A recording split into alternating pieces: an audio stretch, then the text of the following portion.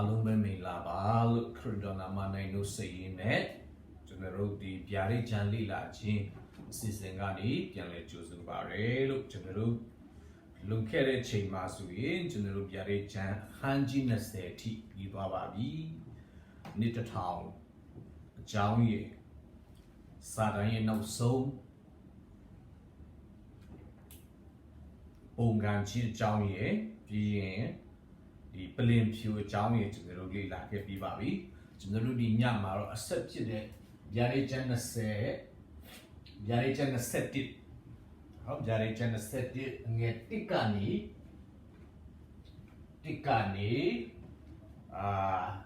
ဗျာဒိတ်20ငယ်5အထိဖြစ်ပါတယ်ကောင်းစဉ်အနေနဲ့တော့ကျွန်တော်တို့ကောင်းကင်တစ်မြေကြီးတစ်နဲ့ဂျေရုဆလင်တစ်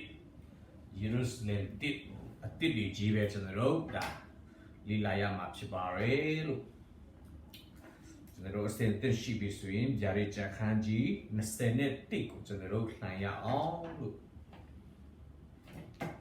ဗျာဒိတ်ချမ်း21ကောင်းကင်တစ်မြေကြီးတစ်ဂျေရုဆလင်တစ်ဖြစ်ပါတယ်ဒီဗျာဒိတ်ချမ်း21ကိုလည်းကျွန်တော်တို့ဒီ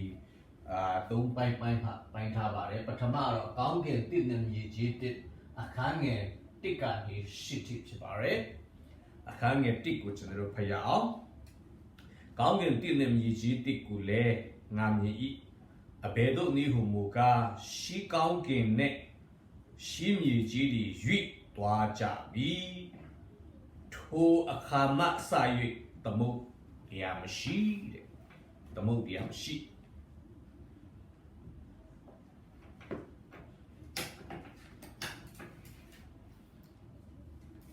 ဟုတ်ပြီကောင်းကင်တစ်နဲ့မြေကြီးတွေကိုငါမြင်ရတယ်အရင်ကောင်းကင်နဲ့မြေကြီးဟာရွေ့သွားကြပြီတဲ့ဆိုတော့ကျွန်တော်တို့ကောင်းကင်လို့ကြားတဲ့အခါမှာကျွန်တော်မြန်မာလူကြတော့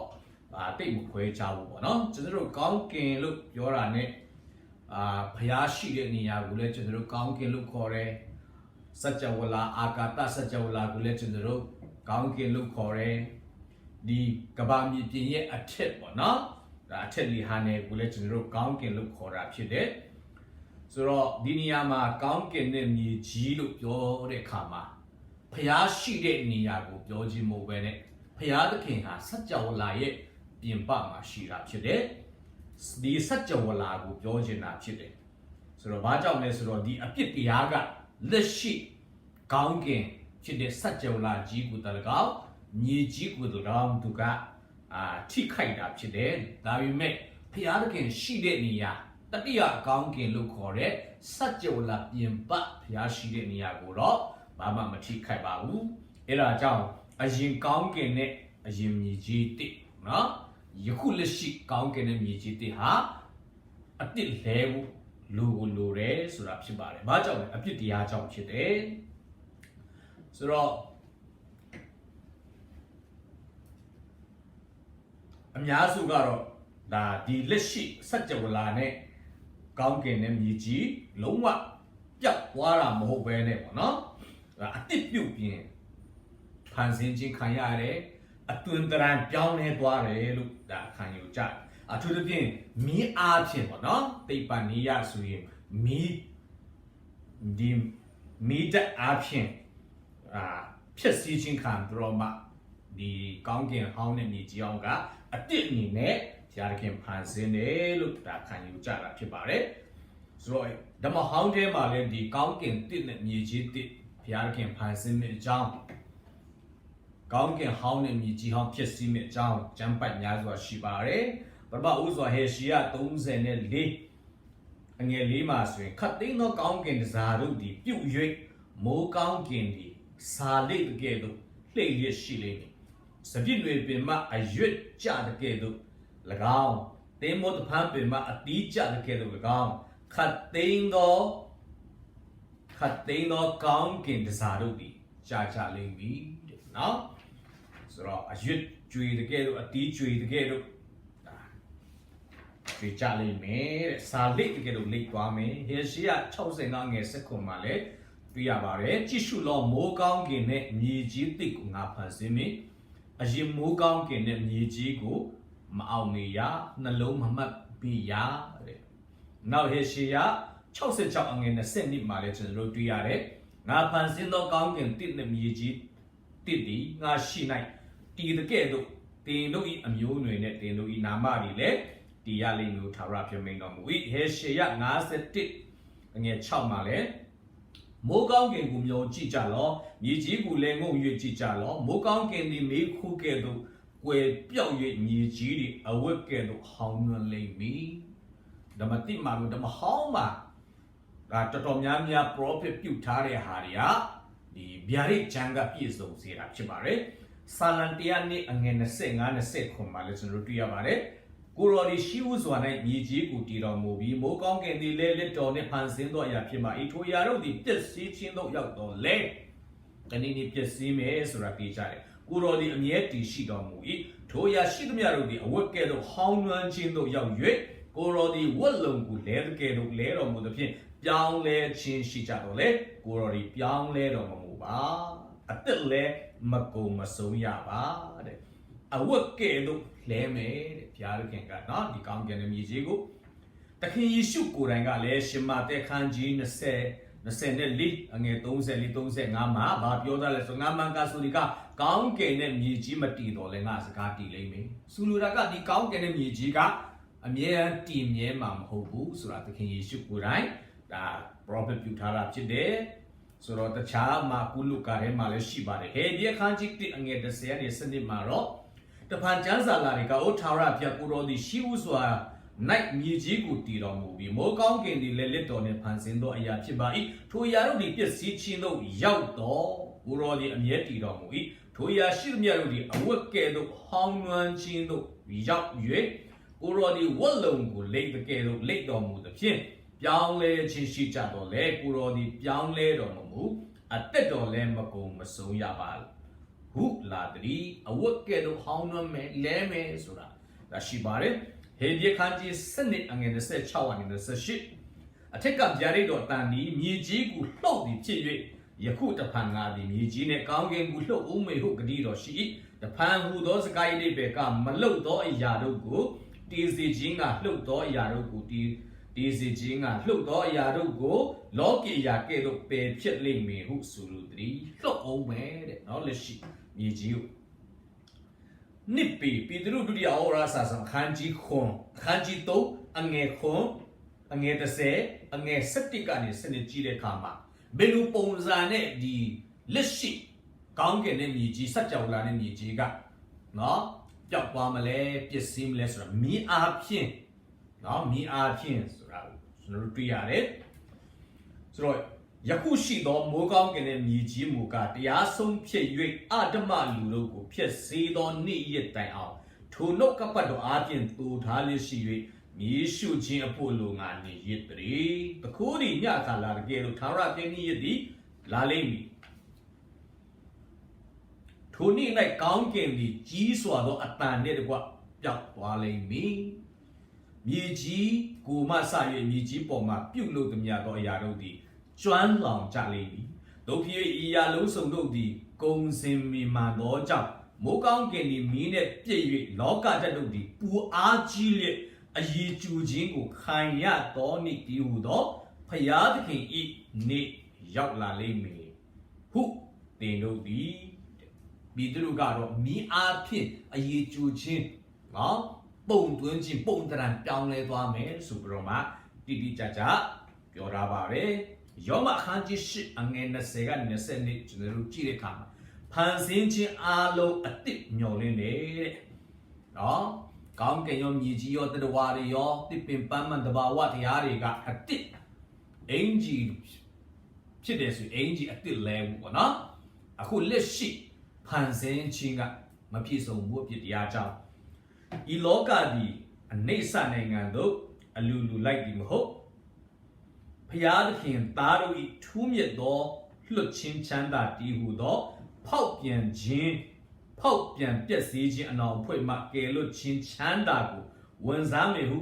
မျှော်လင့်ရသောခွင့်ကိုပေး၍အနေဆနိုင်ငံတို့လိုက်စီတော်မူသောသူ၏ အလူတော်ကြောင့်ตายလိုက်ရဤဤလောကတနိုင်ငံလုံးဒီယခုတိုင်အောင်တညီတညွတ်တည်းညီးတွား၍ဆင်းရဲခြင်းဝေဒနာကိုခံရသည်ကိုငါတို့သိကြ၏ဖန်ဆင်းခံတလောကလုံးမှာအတိတ်နော်အတိတ်မျောလင်းလို့ဒါငြေးသွားကြတယ်တဲ့နော်ဒီနေရာမှာအတိတ်လို့ပြောတဲ့အခါမှာအချိန်ကာလကိုပြောချင်းမဟုတ်ပဲနဲ့ပေါ့နော်အရေးသွေးနဲ့ပတ်သက်တဲ့အတိတ်ဆိုတဲ့စကားလုံးကိုကျွန်တော်တို့သိရပါတယ်တနည်းအားဖြင့်ပြောမယ်ဆိုရင်အချိန်နဲ့လူရဲ့တမိုင်းကအဆုံးသတ်မယ်ထာဝရကာလကစတင်မယ်ဒီတမိုင်းဆိုတဲ့အချိန်နော်အချိန်ရဲ့တတ်မှတ်ချက်ကကုန်သွားမယ်ထာဝရကာလကစတင်မယ်ဆိုတဲ့သဘောဖြစ်ပါတယ်နောက်တစ်ချက်ကတော့ပင်လေသမုဒ္ဒရာမရှိဘူးတဲ့နော်ကောင်းကင်တင်းနဲ့မြေကြီးတစ်တော့တချို့ကြတော့ဒါပုံဆောင်ချက်ဖြစ်တယ်လို့ဒါခံယူကြတယ်ဘာကြောင့်လဲဆိုတော့ရှီးခက်ကပင်လေသမုဒ္ဒရာဆိုတာကမကောင်းဆိုးဝါးနဲ့ပတ်သက်တဲ့အရာပေါ့နော်ဥပမာဆိုရင်ဗျာဒိတ်ချမ်းထဲမှာဆိုရင်ပင်လေတွေကတားရဲ့ငကားစသဖြင့်ကြောက်စရာကန်ဆူးချင်းမတေချာမရချင်းလူတွေကဒီပင်လေခရီးနဲ့ခွဲခွာရတယ်နော်ဒီအန်ရဲ့ကြားတယ်ကန်ဆူးတယ်ကြောက်စရာတွေရှိတယ်ဆိုပြီးတော့မှဒါမကောင်းဆိုးဝါးကိုပုံဆောင်ခြင်းဖြစ်တယ်လို့လည်းပြောတချို့ကခံယူတယ်လို့တစ်ဖက်မှာလည်းဒီပင်လေသမုဒ္ဒရာမရှိဆိုတာကလက်တွေ့ပထဝီအပြောင်းလဲရှိမယ်ကဘာမြေကြီးတစ်မှာပေါ့နော်ပြောင်းလဲရှိမယ်ဆိုတော့အခုလောလောဆယ်ကျွန်တော်တို့ရဲ့ကဘာမြေကြီးကရေတန်တရားရှိနေတယ်သမုဒ္ဒရာကလည်း၃ပုံ၂ပုံဖြစ်နေတယ်ဆိုတော့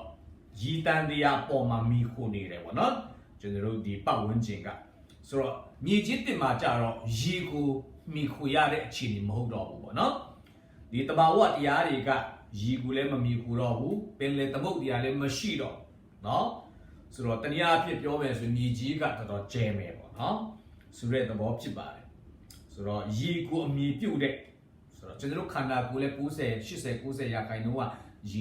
ရေတက်ပါဝင်နေတာဖြစ်တယ်မြေကြီးတစ်မှာတော့ရေကိုအမြည်ရေကိုမြည်ခုနေတဲ့စနစ်ပေါ့နော်တဘာဝတန်တရားစနစ်ကမရှိဘူး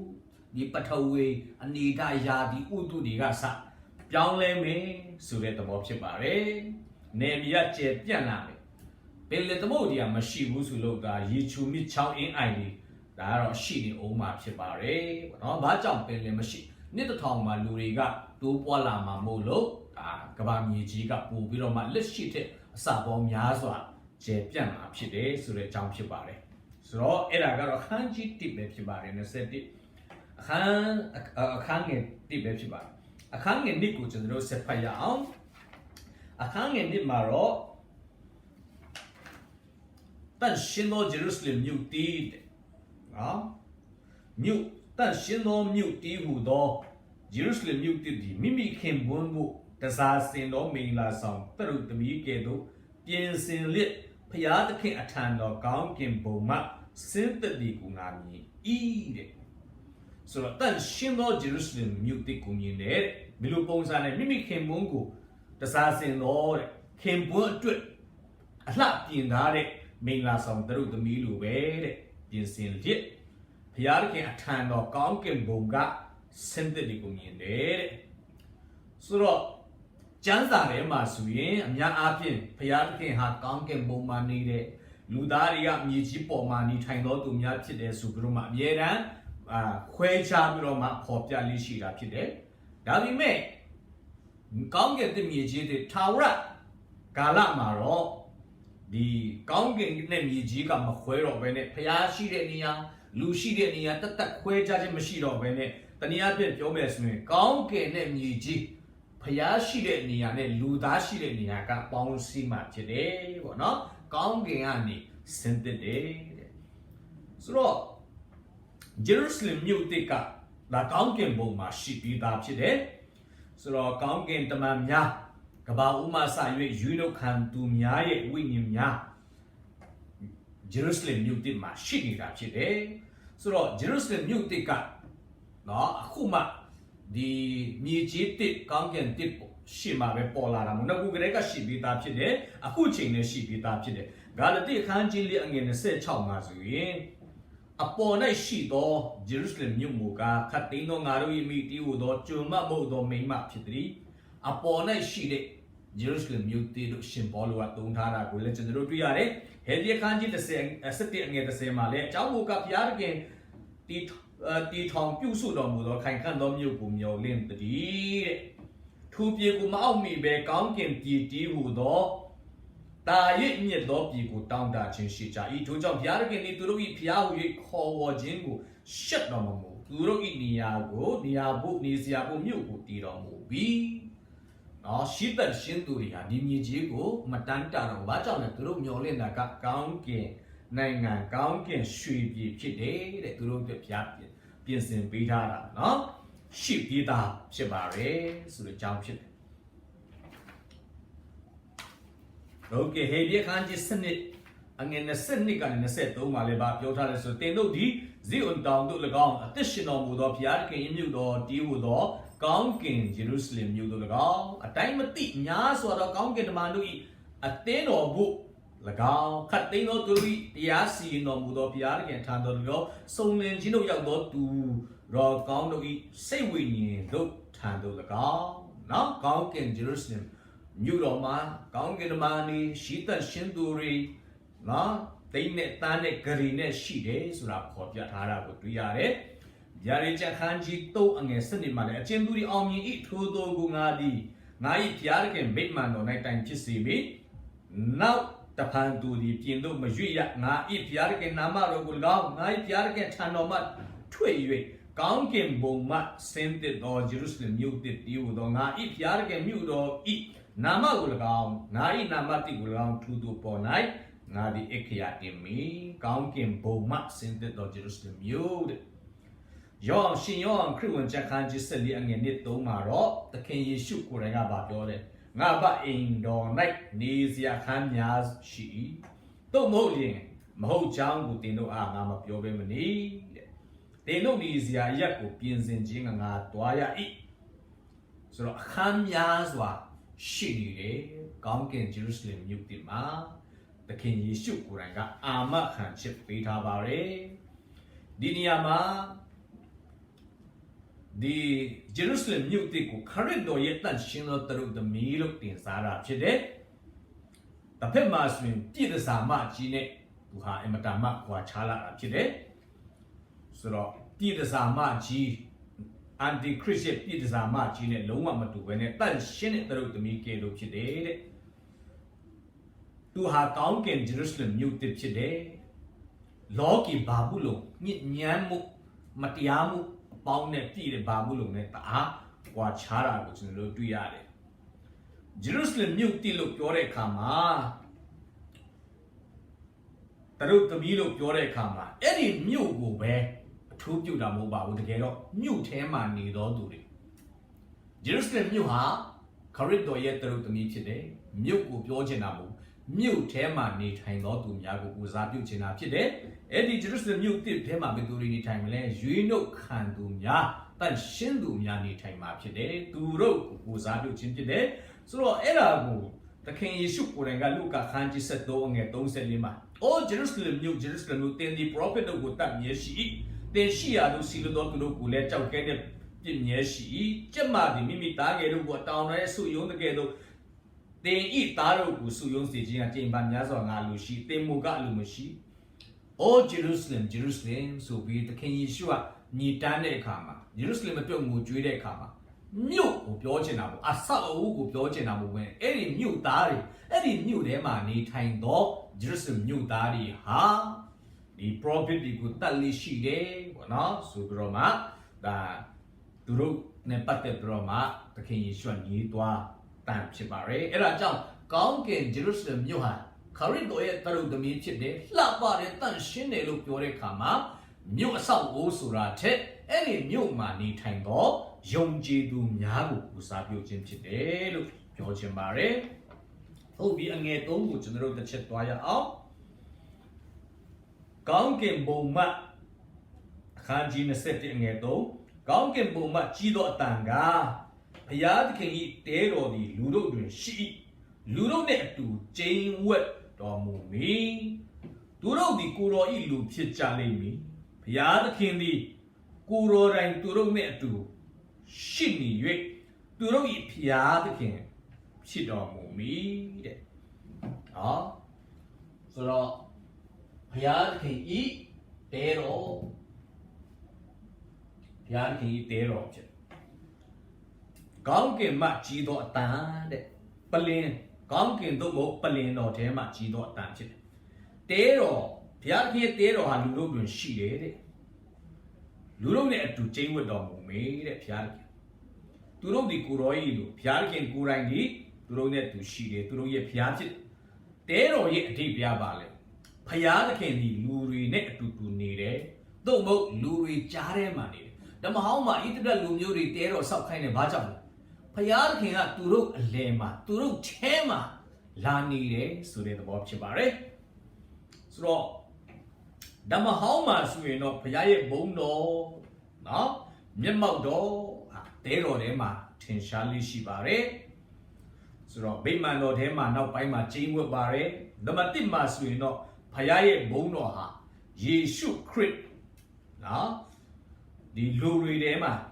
နော်ကျွန်တော်တို့ရဲ့အထဲမှာလာကျင်းဝတ်ခြင်းအပြင်နော်ဘုရားရဲ့ဘုန်းတော်ကျွန်တော်တို့အထဲမှာရှိပါတယ်ဓမ္မဟောင်းမှာတော့တဲတော်ဗိမာန်တော်ထဲမှာဘုရားဘုန်းတော်ရှိပါတယ်အနာဂတ်ထာဝရနိုင်ငံတော်မှာတော့ဘုရားရဲ့ဘုန်းတော်ဟာထင်ထင်ရှားရှားလူတွေကမြင်ရမှာဖြစ်တယ်လူတွေနဲ့အတူလာနေမှာဖြစ်တယ်ဆိုတဲ့သဘောဖြစ်တယ်အဲ့ဒီတန်ရှင်တော်မြတ်မှာနော်ယုံကြည်သူပဲနေရမှာမဟုတ်ပါဘူးတန်ရှင်သူတွေပဲနေရမှာမဟုတ်ပါဘူးဘုရားကိုယ်တိုင်ကလာနေမယ်သူ့လူတွေနဲ့ဆိုတဲ့သဘောဖြစ်ပါတယ်တနည်းအားဖြင့်ဘုရားဟာလူတွေနဲ့နင်းနီးကပ်ကပ်လာနေတော့မယ်ဆိုတဲ့သဘောဖြစ်တယ်ဆိုတော့ဓမ္မဟောင်းတဲတော်နဲ့ဗိမာန်တော်ထဲမှာဘုရားခင်ကိုအခါအားလျော်စွာတနည်းမှာတစ်ချိန်ပေါ့ယေဘရဟိမ်ဟိတ်မင်းကြီးသားလေးတွေ့ခွင့်ရှိတော်ညာလည်းပဲဂျေရုဆလင်မြို့တစ်မှာတော့ယုံကြည်သူအားလုံးတန်ရှင်းသူတွေအားလုံးဘုရားခင်နဲ့တွေ့ခွင့်ရမှာဖြစ်ပါတယ်ဆိုတဲ့သဘောဖြစ်တယ်တဲတော်ရဲ့အဓိပ္ပာယ်ကတော့ဟုတ်ပြီအခန်းငယ်၄ကိုကျွန်တော်တို့ဆက်ဖတ်ရအောင်ဘုရားသခင်ဒီလူတို့ဤသူတို့ဤမျက်စိ၌မျက်ရည်ရှိသမျှကိုတုတ်တော်မူမည်နောက်တစ်ဖန်တေပြီးမရှိရစိတ်မသာညည်းတွားခြင်းအော်ဟစ်ခြင်းပင်ပန်းခြင်းလည်းမရှိရအကြောင်းမူကားရှေးဖြစ်ဖူးသောအရာတို့ဒီရွေ့သွားကြပြီတဲ့နော်အဲ့ဒီဂျေရုဆလင်မြို့မှာနော်နေတဲ့လူတွေဟာဘုရားသခင်ကမျက်ရည်ရှိသမျှကိုတုတ်ပေးမယ်တေခြင်းမရှိဘူးစိတ်မသာညည်းသွားတာလည်းအော်ဟစ်ဒါလည်းမရှိဘူးပင်ပန်းတာလည်းမရှိဘူးတဲ့ဖြစ်ပြသမျှအရင်ဖြစ်ခဲ့ကိုတဲ့ဟာတွေကရွေ့သွားပြီတဲ့ဆိုတော့ဆိုလိုတာကထာဝရနိုင်ငံကောင်းကင်တည်မြေချစ်တဲ့ယေရုရှလင်မြို့တစ်မှာမူနေရမယ်မျက်ရည်ရှိသေးတယ်ဆိုတဲ့သဘောမဟုတ်ဘဲနဲ့ဘုရားသခင်ကသူ့လူတွေကိုနှစ်သိမ့်မယ်ဆိုတာနှစ်သိမ့်ခြင်းဘုရားရဲ့နှစ်သိမ့်ခြင်းကိုအထူးပြုခြင်းတာဖြစ်တယ်တစ်ချိန်လုံးမူနေရမယ်ဆိုတဲ့ပုံစံမျိုးပါဘူးဒါပေမဲ့တချို့ကတော့ဘာကြောင့်မျက်ရည်ကျလဲတန်ရှင်းသူတွေဘာကြောင့်ဘုရားသခင်ကတုတ်ပေးမှုလို့လဲဆိုရင်ထာဝရငရဲမီးအိုင်တယ်ကျသွားတဲ့ကိုယ့်ရဲ့ဆွေမျိုးမိသားစုကိုယ့်ရဲ့ကိုချစ်တော်သူတွေဒီလူတွေအတွက်အတိတရားကရှိနေသောကြောင့်မျက်ရည်ကျတဲ့ချိန်ဖြစ်တယ်လို့လည်းခံယူပါတယ်ဒီတိုင်အောင်ကိုချစ်တော်သူတွေအတွက်မျက်ရည်ကျတဲ့တိုင်အောင်ကောင်းကင်နိုင်ငံဟာတစ်ချိန်လုံးပူဆွေးတော့ကဝမ်းနည်းတဲ့နေရာတော့မဟုတ်ဘူးဖယားသခင်ကနှစ်သိမ့်တဲ့အခါမှာအဲ့ဒီအရာတွေကိုမိပြောင်းရတဲ့အခွင့်ကိုပေးမှဖြစ်တယ်တတိယတဲ့အချိန်ရှိကောင်းရှိနိုင်တယ်ဒါပေမဲ့ဘုရားသခင်ကနှစ်သိမ့်တဲ့အခါမှာဒီအရာတွေကိုဘုရားသခင်ကဒီခံစားချက်တွေကိုဖယ်ရှားပေးမှဖြစ်ပါတယ်ဘုရားသခင်နှစ်သိမ့်မှဖြစ်တယ်ဆိုတဲ့သဘောဖြစ်တယ်ဟေရှယခန်းကြီး25အငယ်6-8မှာလည်းပေါ်ပြထားပါတယ်ကောင်းကင်ဘုရားရှင်ထာဝရဘုရားဒီခဲပွဲ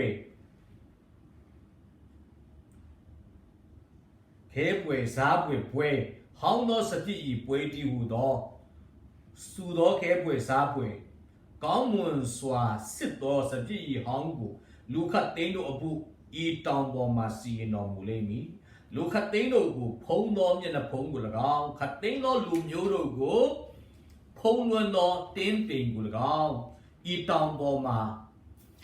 ပယ်တော်မူလိမ့်မည်တေခြင်းကိုလည်းနှစ်မွန်းဆုံးရှုံးစေတော်မူလိမ့်မည်အရှင်ထာဝရဘုရားသည်လည်းခတ်သိမ်းသောမျက်နှာတို့မှမျက်ရည်ကိုတုတ်တော်မူလိမ့်မည်ကိုတော်ဤလူတို့သည်ခံရသောကဲ့ရဲ့ခြင်းကိုလည်းမြေကြီးတစ်ပြင်လုံး၌ပယ်ရှင်းတော်မူလိမ့်မည်ဟုထာဝရဘုရားမိန်တော်မူ၏တဲ့ဗျာဒိတ်ချခန်းကြီးခွန်အငယ်16စက္ကုံမှာလည်းဘုရားရဲ့နှစ်သိခြင်းကိုဖော်ပြထားပါတယ်သူတို့ဒီနောက်တစ်ဖန်ယေစာကိုမငတ်မွေ့ရကြနေရောင်ချီအလင်းမထိရကြအဘယ်ပူကိုမြတ်မခံရကြအကြောင်းကပလင်တော်တွင်ရှိတော်သူငယ်တွေသူတို့ဘလို့ကျွေးရဲ့အသက်ဆိုင်ရည်တို့လမ်းပြလိမ့်မည်ဘုရားတကယ်လည်းသူတို့မျက်စိနဲ့မျက်ရည်ရှိတဲ့မြတို့ကိုတုတ်တော်မူမေဟုဆိုလေ၏ဒီနေ့ခရစ်တော်ကိုကဲတင်ပိုင်ရှင်တဲ့ခင်နေတဲ့လက်မခံတဲ့မိမိရဲ့ဆွေမျိုးမိမိရဲ့မိသားစုကိုချစ်တဲ့မိဘညီကောင်မောင်နှမတွေဒီချိန်မှာကျွန်တော်တို့တိတ်တတိမထားပြီမယ်အဲ့ဒီချိန်ကြာရင်တကယ်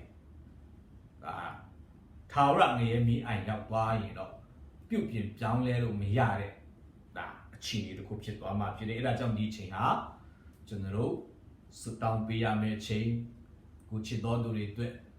တတိခံရမယ့်အချိန်ဖြစ်ပါတယ်ကြံတဲ့အရာတွေသူတို့အတွက်ကျွန်တော်တို့လုပ်ပေးခြင်းတဲ့ဟာများစွာရှိပါတယ်စေတနာစိတ်များစွာရှိတယ်လို့ထာဝရအတွက်လည်းသူတို့ဝန်တာထားပြီးတော့မှစေတနာစိတ်နဲ့ကျွန်တော်တို့နိနာခံပြီးစွတောင်းပေးအစီခံခြင်းကျွန်တော်တို့အမတန်မှအရေးကြီးပါတယ်လို့ကျွန်တော်တို့ဒီမှာကြည့်တဲ့အခါမှာနှစ်တစ်ထောင်ကာလနဲ့ဒီကောင်းကင်တစ်မြေကြီးတစ်ဂျေရုဆလင်မြို့တစ်ဟာတော်တော်စင်တူနေတာတွေ့ရတယ်နှစ်တစ်ထောင်မှာလဲငိုကြွေးခြင်းတွေဘာညာမရှိတော့အမတန်မှပျော်စရာကောင်းပါလေဒီတိုင်အောင်နှစ်တစ်ထောင်ကတော့ကန့်တက်ခံရတဲ့အကန့်တက်ရှိတဲ့ယာယီအချိန်ဖြစ်နှစ်တစ်ထောင်ကျွန်တော်တို့ကြာရင်ကြာမယ်ဘုရားခင်တို့တော့မကြပါဘူးနှစ်တစ်ထောင်နော်နှစ်တစ်ထောင်ကာလကယာယီပဲဖြစ်တယ်ကန့်တက်ထားတဲ့အချိန်ဖြစ်တယ်ဂျေရုဆလင်မြို့တစ်ကောင်းကင်တစ်မြေကြီးတစ်ကတော့ထာဝရဖြစ်တယ်နှစ်တစ်ထောင်မှာတော့ကျင်းချင်းတည်ချင်းလုံးဝမရှိတာမဟုတ်နဲ့ထိန်းချုပ်ခြင်းခံရတယ်အမတန်မှနဲပဲကျင်းချင်းနဲ့တည်ချင်းကဒါပေမဲ့လူတွေကတော့တည်အောင်မှာနော်တည်တဲ့လူတွေကတော့ရှားတော့ရှားမယ်ဒါပေမဲ့အပြစ်ရှိတဲ့လူတွေကျင်းချင်းရှိသေးတယ်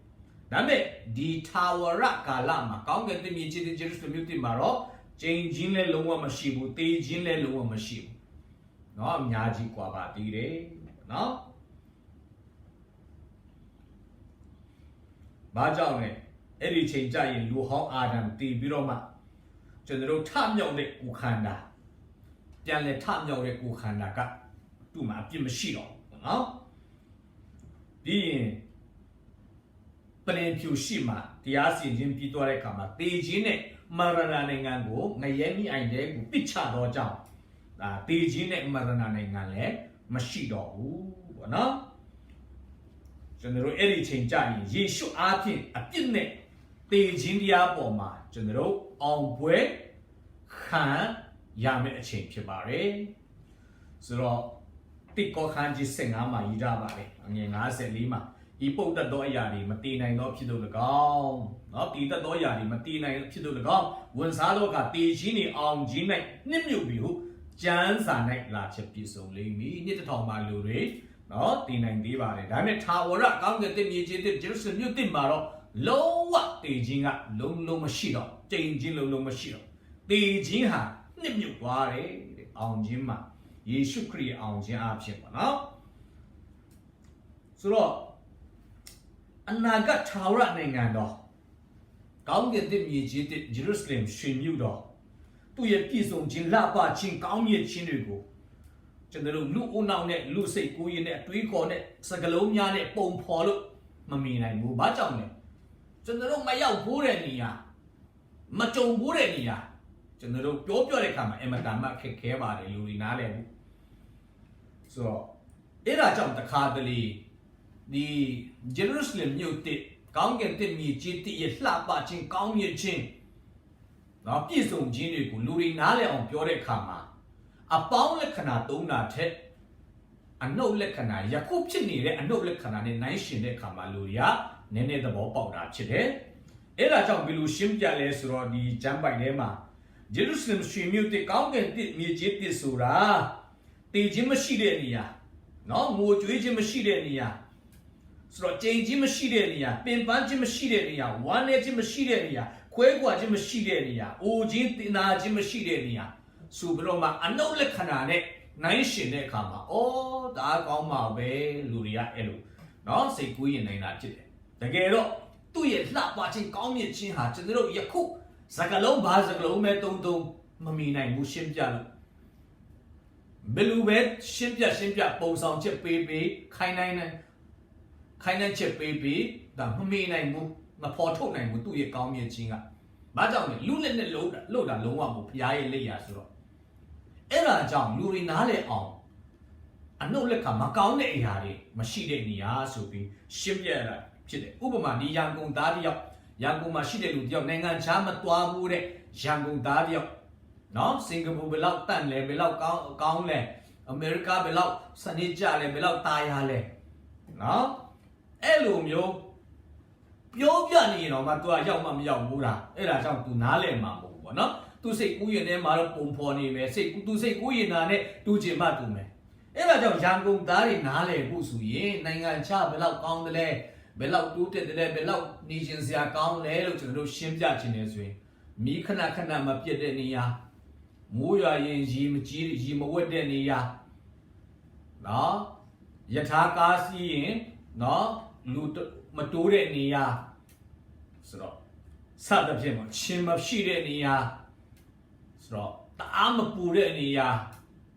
ဆိုပြီးအဲ့လိုရှင်းပြတဲ့အခါမှာလူတွေကပူနာလဲ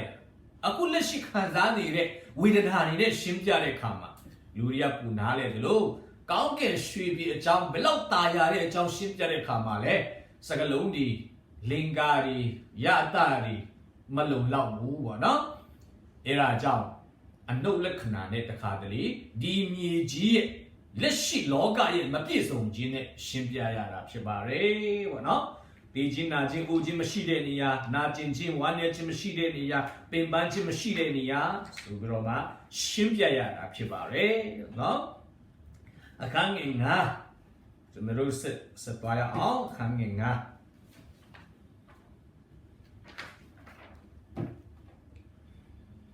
အခန်းငယ်9မှာဆိုရင်ပလင်တော်ပေါ်မှာထိုင်တော်မူသောသူကလည်းငါသည်ခတ်သိမ်းသောအရာတို့ကိုအသစ်ဖန်ဆင်းသည်ဟုမိန့်တော်မူ၏တဖန်ရည်ထားလော့ဤစကားသည်တစ္ဆာစကားဟုတ်မှန်သောစကားဖြစ်၏ဟူ၍၎င်းဆိုတော့ဆက်ဖတ်မယ်6ထိအမှုပြေးပြီးငါသည်အလဖဖြစ်၏အိုမေဂလည်းဖြစ်၏အစနှင့်အဆုံးလည်းဖြစ်၏ရည်ငတ်သောသူအားအသစ်ဆန်းရည်ကိုအဖိုးမယူပဲငါပေးမိတဲ့နော်အငယ်9 6ဖြစ်ပါတယ်နော်9နဲ့6 okay ဆိုတော့ပလင်ပေါ်မှာထိုင်တော်သူကခတ်သိမ်းတော်ရာအတိဖန်ဆင်းမိန်တော်မူတယ်တဲ့နော်ကောင်းကင်တစ်စัจ java လာတစ်မြေကြီးတစ်လူမျိုးတစ်နော်အရာအလုံးကအတစ်ဖြစ်တယ်ကျွန်တော်တို့ယုံကြည်သူများလည်းပဲခရစ်တော်အားဖြင့်ယုံကြည်ခြင်းအားဖြင့်ခရစ်တော်ကိုယုံကြည်ခြင်းအားဖြင့်အတစ်ပြုပြခြင်းခံရတဲ့တရားဝါဖြစ်တယ်ကျမ်းစာပြောတယ်လူတစ်ဖြစ်တယ်လို့ပြောတယ်နော်တရားဝါတစ်လူတစ်ဒုတိယမွေးခြင်းခံယူတဲ့လူဟောဒါလက်ရှိမှာကျွန်တော်တို့တရားဝါတစ်လူတစ်ဒုတိယမွေးခြင်းခံရတယ်ဒါပေမဲ့ထမြောက်ခြင်းမှာလည်းကျွန်တော်တို့အတစ်ခန္ဓာကိုယ်အတစ်ပြန်ဖြစ်အောင်မှာဖြစ်တယ်ပေါ့နော်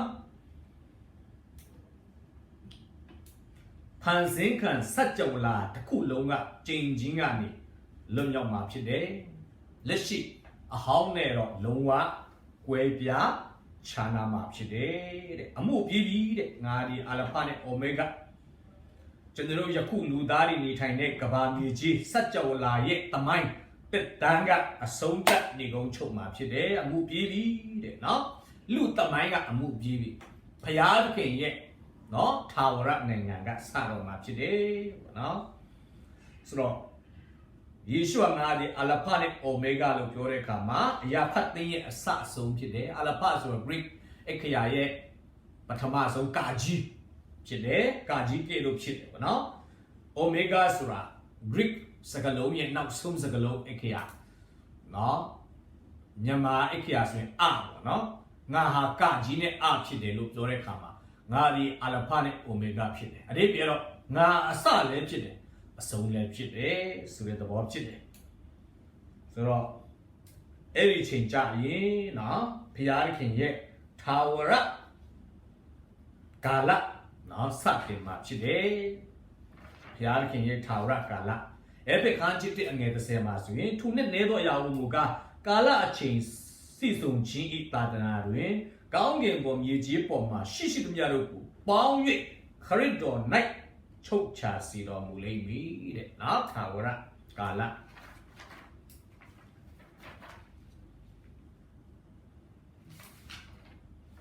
ဟုတ်ပြီငါဒီနေရာမှာဗာပြောလဲဆိုတော့ရင်ငတ်တော်သူဟာအခမဲ့အဖိုးမယူပဲသက်ဆိုင်ရပေးမယ်တဲ့နော်သက်ဆိုင်ရဆိုတော့သက်ဆိုင်ရဆိုတာခရစ်တော်ပေးတဲ့ဝိညာဉ်တော်ရဲ့ထာဝရအသက်ဖြစ်ပါတယ်စာလံ36အငယ်ခွန်9မှာအိုဖျားသခင်ဂယုဏတော်သည်အလွန်မြတ်နိုးပွေဖြစ်ပါ၏ထို့ကြောင့်လူသားတို့သည်အတောင်တော်အရိပ်ခူလုံလက်နေရကြပါ၏အိမ်တော်ဤကျွယ်ဝခြင်းနှင့်ရောင်ရဲလက်နေ၏နေ၍ကိုရောဤချမ်းသာမြစ်ရည်ကိုတောက်စေခြင်းကအခွင့်ပေးတော်မူ၏အကြောင်းမူကားကိုရောထံမှာအသက်ဆိုင်ရည်တွင်ရှိပါ၏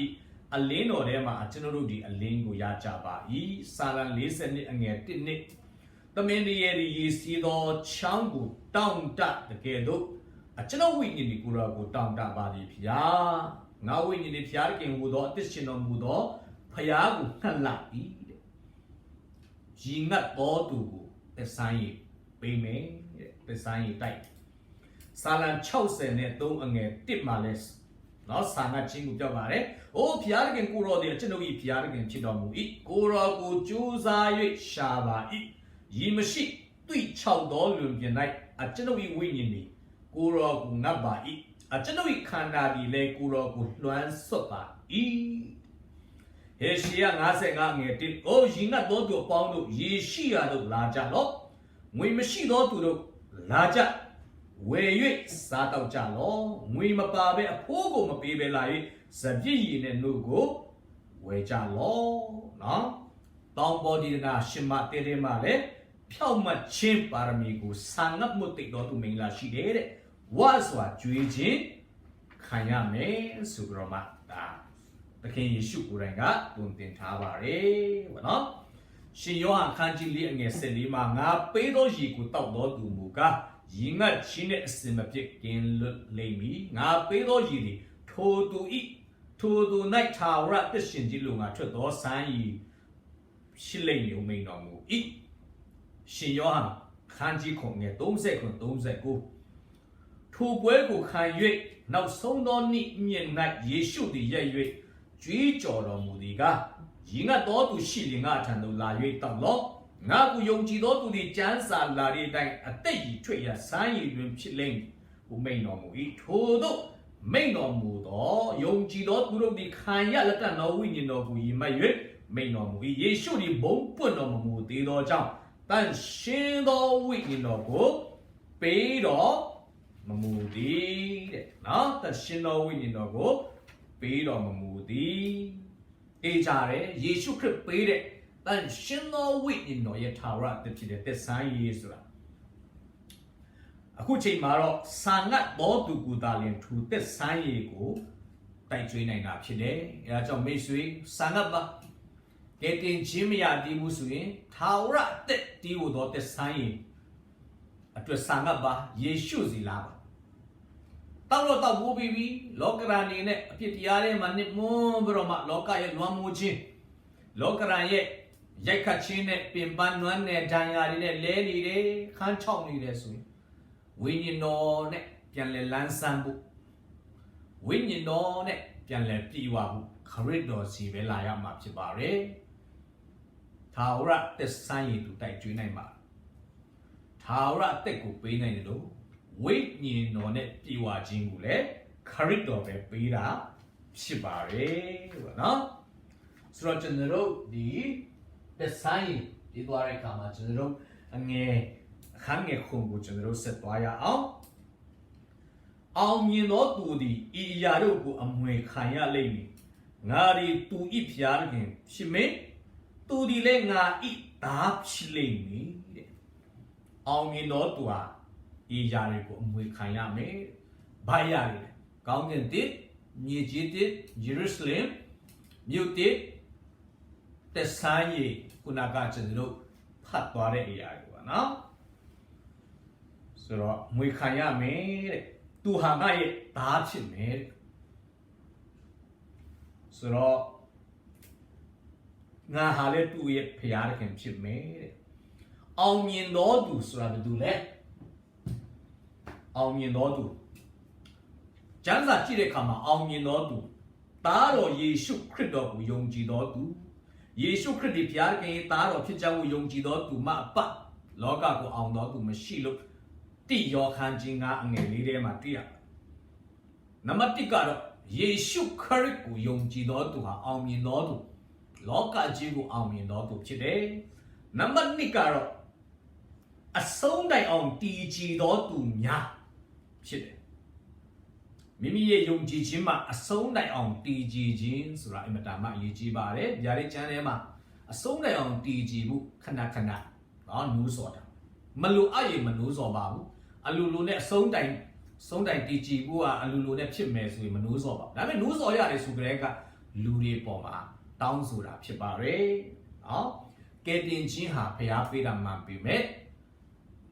လူအဖြစ်လည်းပါပါတယ်လူကလွတ်လပ်စွာရွေးချယ်ပိုင်ခွင့်နဲ့ရွေးရတယ်ပြီးရင်လူကပဲအဲ့ဒီလွတ်လပ်စွာရွေးချယ်ပိုင်ခွင့်နဲ့ဖျားကိုစိတ်ယုံရတယ်စက်ကြောက်ရွံ့ယူတည်ရတယ်နော်အဆုံးတိုင်အောင်တည်ကြည်တော်သူများအားလုံးကအမွေခံရမှာဖြစ်တယ်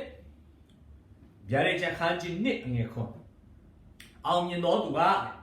ပါရတိသူဥယျာဉ်၌ရှိသောအသက်ပင်၏အသီးကိုစားခြင်းကအခွင့်ပေးမယ်တဲ့အောင်မြင်တော်သူဗျာဒိတ်ကျမ်းခန်းကြီး1အငယ်17အောင်မြင်တော်သူကိုဒုတိယတည်ခြင်းသည်မငင်းစေရဗျာဒိတ်ကျမ်းခန်းကြီး1အငယ်19အောင်မြင်တော်သူအတွက်အောင်မြင်တော်သူကိုဝတ်ထားသောမာနကို၎င်းကြောက်ဖြူလက်ဖွဲ့ကို၎င်းထိုကြောက်ပေါ်၌အခရာတင်သောနာမတိကို၎င်းထိုသူအားငါပေးမည်ထိုကြောက်ကိုရသောသူမှတပါအဘယ်သူမျှထိုနာမကိုမသိနိုင်ရတဲ့နောက်ဗျာဒိတ်ကျမ်းခန်းကြီး1ငယ်26အောင်မြင်တော်သူကိုငါခမဲတော်ဒီငါအခွင့်ပေးတော်မူတဲ့ကဲ့သို့လူမျိုးတို့ကိုအုပ်ဆိုးစေခြင်းကထိုသူအားငါဒီအခွင့်ပေးမည်တဲ့အောင်မြင်တော်သူရမယ့်ခွင့်ကြီးတွေဖြစ်ပါတယ်ဗျာဒိတ်ကျမ်းခန်းကြီး3အငယ်9ဖြူသောအဝတ်ကိုဝတ်ဆင်လိမ့်မည်ထိုသူ၏နာမကိုအသက်စာဆောင်မှငါသည်အလင်းမချီငါခမဲတော်ရှိနေတကောင်ကောင်းကင်တမန်တို့ရှိနေတကောင်သူ၏နာမကိုငါဝန်ခံမည်နောက်အောင်မြင်တော်သူအတွက်ဗျာဒိတ်ကျမ်းခန်းကြီး3အငယ်7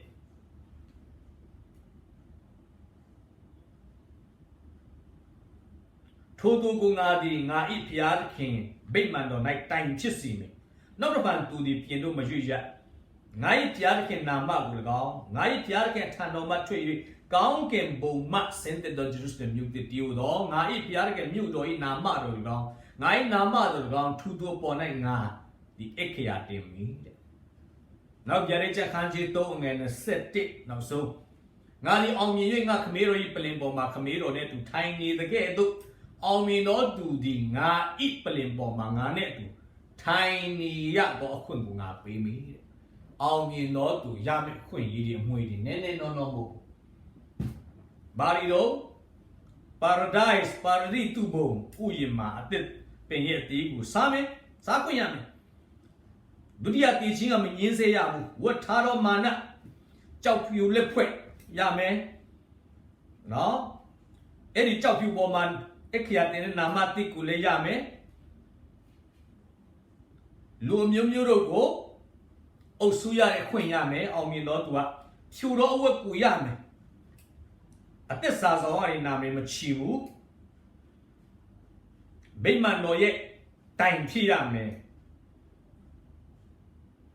ဘုရားရဲ့နာမဘုရားသခင်မြို့တော်ရဲ့နာမယေရှုရဲ့နာမသူ့အပေါ်မှာအခရာတင်ရည်မယ်ဘုရားသခင်ရဲ့ခရစ်တော်ရဲ့ပလင်ပေါ်မှာခရစ်တော်နဲ့အတူထိုင်ရတဲ့ခွင့်ရမယ်အောင်မြင်တော်သူနော်အောင်မြင်တော်သူသူဒီလေငါဤသားဖြစ်လိမ့်မယ်အောင်မြင်တော်သူအမွေခံရမယ်ဘုရားရဲ့သားဖြစ်မယ်ဆိုကြတဲ့ကအမွေခံသားဖြစ်ပါရဲ့ကျွန်တော်တို့ကငရေကနေကယ်ယုံမဟုတ်ပဲနဲ့အမွေခံသားဖြစ်ရတဲ့ခွင့်ဘုရားကပေးတာဖြစ်ပါတယ်ယေရှုကိုယုံကြည်လက်ခံတဲ့အခါမှာယောမ8ငယ်16စက္ကုငါတို့ဒီဘုရားသခင်ရဲ့သားဖြစ်ကြသည်ဟုဝိညာဉ်တော်ဒီငါတို့ဤဝိညာဉ်နဲ့အတူတက်တည်ခံတော်မူ၏တာမန်ရဲ့အမွေခံဘုရားသခင်ရဲ့အမွေခံဖြစ်ကြ၏ခရစ်တော်နဲ့အတူဘုံဝင်စားမိအကြောင်းထိုသခင်နဲ့အတူဆင်းရဲဒုက္ခကိုခံရလေထိုသခင်နဲ့ဆက်ဆံသောအမွေခံလည်းဖြစ်ကြ၏တာဂါလတိခန်းကြီးလေးငယ်6တာဖြစ်လျင်ခရစ်တော်အားဖြင့်ဘုရားသခင်ရဲ့အမွေခံလည်းဖြစ်ကြ၏ဒီနေ့ကျွန်တော်တို့ယေရှုကိုယုံလိုက်တာနဲ့အပြစ်လွတ်တာအပြစ်ခွင့်လွတ်ခြင်းခံရတာစာရန်လက်တရားနဲ့လွတ်မြောက်တာငရေကနေလွတ်မြောက်တာတော့မဟုတ်ဘုရားသခင်ရဲ့အမွေခံတာဘုရားသခင်ပိုင်ဆိုင်သမျှဖန်ဆင်းသမျှဟာဘုရားသခင်နဲ့အတူစိုးစံဖို့ရခံစားဖို့ရဘုရားသခင်ကကျွန်တော်တို့ရွေးနှုတ်တာဖြစ်တယ်နင်းနေနော်နော်မို့ကျွန်တော်ရပိုင်ခွင့်ကဘုရားရှင်နာမတော်ဘုန်းကြီးပါစေတစ်ပေခန်းကြီး1အငယ်3ကနေ9ပြည်သူပထမဩဝါဒစာဆောင်ခန်းကြီး1အငယ်3ကနေ9အသက်ရှင်ခြင်းနဲ့ဆက်ဆိုင်သောမျှော်လင့်ခြင်းအကြောင်းရှိစေခြင်းကဖောက်ပြန်ခြင်းညှစ်စွန်းခြင်းညှို့နွမ်းခြင်းနဲ့ကင်းစင်သောအမွေတော်ကိုငါတို့ဒီခံရစီမည်အကြောင်းယေရှုခရစ်ကိုတည်ခြင်းမှထမြောက်စေတော်မူသောအားဖြင့်ကြီးစွာသောဂိဟုနာတော်နှင့်ညီငါတို့ကိုတဖန်ဖြစ်ပွားစေတော်မူသောငါတို့သခင်ယေရှုခရစ်၏ခမည်းတော်ဘုရားသခင်၏မိန်လာရှိတော်မူစေတည်းထိုမွေတော်ဒီကနောက်ဆုံးသောကာလ၌ထင်ရှားစေခြင်းကပြင်ဆင်သောကယ်တင်ခြင်းသို့ရောက်စီမည်အကြောင်းယုံကြည်ခြင်းအပြင်ဘုရားသခင်၏တကူတော်သည်ဆောင်းလျှောက်တော်မူသောတင်တို့အဖို့ကောင်းကင်ဘုံ၌တူထားလျက်ရှိသောအမွေတည်းအခုလည်းကျွန်တော်တို့ဖြောက်မှတ်ခြင်းတို့တန်ရှင်းခြင်းတို့အမွေတွေရအခုလက်ရှိရထားတဲ့အရာတွေလည်းရှိပါတယ်တန်ရှင်းသောဝိညာဉ်တော်အမွေရထားတယ်နောက်ရမယ့်အရာကပူကြီးတယ်ကောင်းကင်ဘုံမှာထမြောက်ပြီးမှကျွန်တော်တို့ရမယ့်အမွေကပူကြီးတာဖြစ်တယ်ထာဝရအမွေတော်အဲ့ဒါကဘယ်လိုပုံစံနဲ့ယုံကြည်ခြင်းအပြင်ဘုရားသခင်တကူတော်ကကျွန်တော်တို့ကိုစောင့်ရှောက်တယ်တဲ့အဲ့ဒီနေ့ထိုင်ဘုရားဘက်ကနေစောင့်ရှောက်တာလူဘက်ကနေယုံကြည်ခြင်းနဲ့ဘုရားရဲ့တကူနဲ့ပေါင်းဆက်တာဖြစ်ပါတယ်နော်ဆိုတော့မွေခံတာအငယ်ရှိကိုကျွန်တော်တို့ကြည့်ရအောင်အဲ့ဒါကြောင့်ဒီနေ့ယုံကြည်သူဖြစ်တဲ့အခါမှာလောကမှာပြဿနာတွေခက်ခဲမှုတွေကြုံရတတ်ပါတယ်ဒါပေမဲ့ကျမ်းစာကဒါတွေကညောက်ဦးရနိုင်ငိုကြွေးခြင်းလာ၍တဲခုဤနနဲ့ရငတ်နိုင်ကတချင်းဆူရတော့ခွင့်ရှိယခုမျက်မှောက်မှာခံရတဲ့အရာတွေဟာခဏတာဖြစ်တယ်ရှင်ပေါလုကနောက်လာမဲ့ဘုံအတ္တကြီးရမယ်ဘုံအတ္တကြီးနဲ့နိုင်ရှင်တဲ့အခါမှာမပြောပါတော့ဘူးလို့ပြောပါတယ်အဲ့ဒါကြောင့်မိတ်ဆွေဒီနေ့လောကရန်နေတော့ရက်ခတ်မှုတွေပင်ပန်းနွမ်းနယ်နေတယ်ဆိုရင်ဒီနေ့ခင်ဗျားပိုင်ဆိုင်ရရှိမယ်အမွေတော်တွေစဉ်းစားအောင်မိပါထာဝရအတွက်ဘုရားသခင်ကကျွန်တော်တို့ကိုခေါ်ထားတာဖြစ်ပါတယ်လောကအရာတွေတစ်ချိန်လုံးဆွဲလန်းတဲ့ချီနေရနေအထက်အရာကိုကျွန်တော်တို့မျှော်ကြည့်ပါဆွဲလန်းပါလောကအရာတွေနဲ့နိုင်ရှင်နေမဲ့အစားတင်ရမယ်ဘုံအတည်ရပြည့်အမွေတော်တွေထာဝရအမွေတော်တွေကျွန်တော်တို့အာယုံပြုဖို့ဖြစ်ပါတယ်အခန်းငယ်ရှိကိုကျွန်တော်တို့ပါရအောင်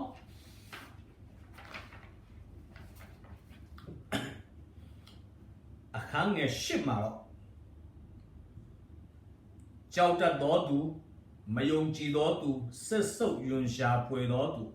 လူအသက်ကိုတတ်တော်သူမတရားသောမိထုံ၌မိဝဲတော်သူပြုစားတတ်တော်သူ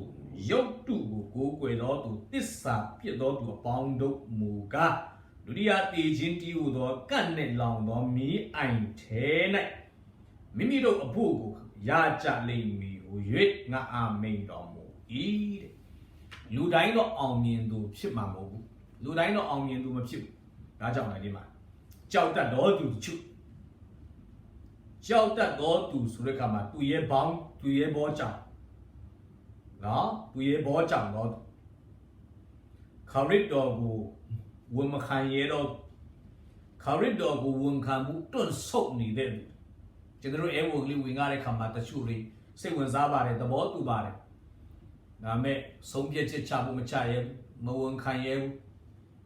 ယဉ်ကျေးချင်းခံဖို့ရနော်ပါစက်နဲ့ယုံသလားဆိုတော့ယုံပါတယ်ဒါပေမဲ့ယဉ်ကျေးချင်းမခံရဲဘူးနော်ရေးစားတော့ထားခြင်းနဲ့လက်မထပ်ရဲဘူးလက်မထပ်ခြင်းဘူးဆိုတဲ့သဘောနဲ့တူပါတယ်အဲ့ဒီလူတွေကသူရဲ့ဘောကြောင့်ကြောက်တတ်တော်သူဖြစ်ပါတယ်ကြောက်တတ်တော်သူလို့ပြောတဲ့အခါမှာမယုံကြည်သူအတွက်ပဲမဟုတ်ဘူးယုံကြည်သူလည်းပါပါတယ်နော်ခရစ်တော်ထက်လူကိုပူကြောက်တော်သူတချို့ကခရစ်တော်ထက်လူကိုပူကြောက်တတ်တယ်ဆိုတော့အထူးသဖြင့်ဗိဓာန်ကြီးကာလမှာခရစ်တော်ထက်အန်တီခရစ်ကိုကြောက်တော်သူကနော်ဒီငရဲမီအိုင်ထဲမှာချပစ်ခြင်းခံရတဲ့တဲမှာပါမှာဖြစ်တယ်တချို့ကတော့အန်တီခရစ်ထက်ခရစ်တော်ကိုပူကြောက်တော့အသက်ရှင်ခြင်းတဲ့တည်ခြင်းကိုသူတို့ရွေးကြမှာဖြစ်တယ်တချို့ကတော့ထာဝရအသက်ရှင်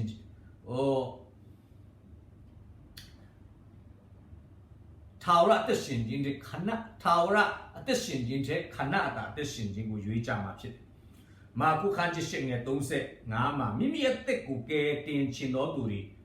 အသက်ကိုဆုံးရှုံးလိမ့်မယ်တဲ့ဒီဘဝအသက်ကိုကယ်ခြင်းတော့ထာဝရအသက်ကိုဆုံးရှုံးမှာဖြစ်တယ်အဲ့ဒါကြောင့်ခန္ဓာကိုယ်ပဲဖြစ်စည်းတတ်တယ်လို့တတ်နိုင်တဲ့လူကမကြောက်နဲ့ခန္ဓာဝိညာဉ်ငရဲအမြိုင်နဲ့ချနိုင်တဲ့ဘုရားကိုကြောက်ပါလို့ယေရှုကပြောတာဖြစ်ပါတယ်ဆိုတော့ကြောက်တတ်သောသူကတော့အောင်မြင်သူမဟုတ်ပါဘူး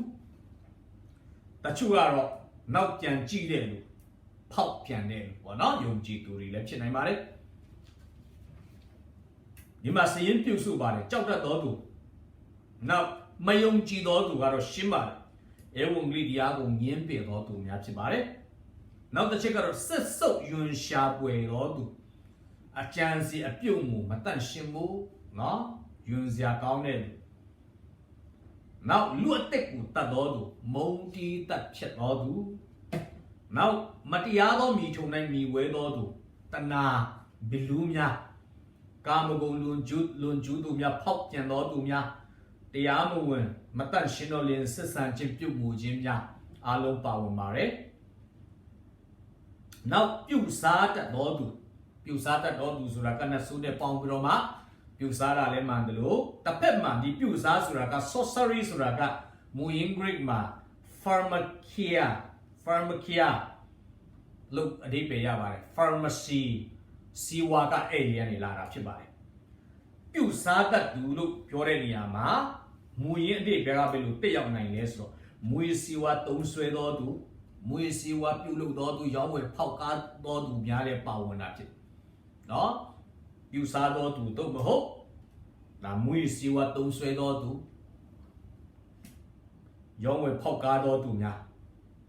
နောက်တစ်ချက်ကရုပ်တုကိုကွယ်တော်သူများရုပ်တုနတ်ဖျားတွေကိုကိုကွယ်အစီခံတော်သူများနောက်ဆုံးတစ္ဆာပြတ်တော်သူဂတိမတိမှုသာလိန်လေလေဖျားသူဒီလူတွေအားလုံးဟာဒုတိယတေချင်းတီးဟူသောထာဝရငရဲမီအိုင်တို့ရှာပစ်ချင်းခံရမှာဖြစ်တယ်။ကောင်းကင်တစ်ဖြစ်ပြမမောပေါင်းတာကအခန်းကြီး20မှာပလင်ဖြူရှိမှတရားစီရင်ခြင်းခံရတဲ့လူတွေကိုပြန်ပြောခြင်းဖြစ်တယ်။ဒီလူတွေကတော့အောင်မြင်သောသူများစီရင်ထဲမှာမပါဘူး။ယေရှုခရစ်ကိုယုံကြည်တဲ့သူတွေမှာမပါဘူး။အဆုံးထိတဲ့အောင်တည်ကြည်တဲ့သူတွေမှာမပါသောသူများအမွေမခံရသောသူများဖြစ်ကြောင်းသိရပါတယ်။ဒါကတော့ဒါဟဲ့ရာလေးချခန်းကြီး20နဲ့ angge tika ni shiti kaungken tit mieji tit ne patte de ya phibareကျွန်တော်နောက်တစ်ချိန်ကြာရင်ကျွန်တော်အခန်းငယ်9ကနေ20ခုယေရုရှလင်မြို့တစ်ကျွန်တော်နောက်တစ်ချိန်ကြာရင်ကျွန်တော်ဆက်သွားမှာဖြစ်ပါတယ်ရောက်ချင်းစီတိုင်းဖျားရှင်ကောင်းချီးပေးပါစေ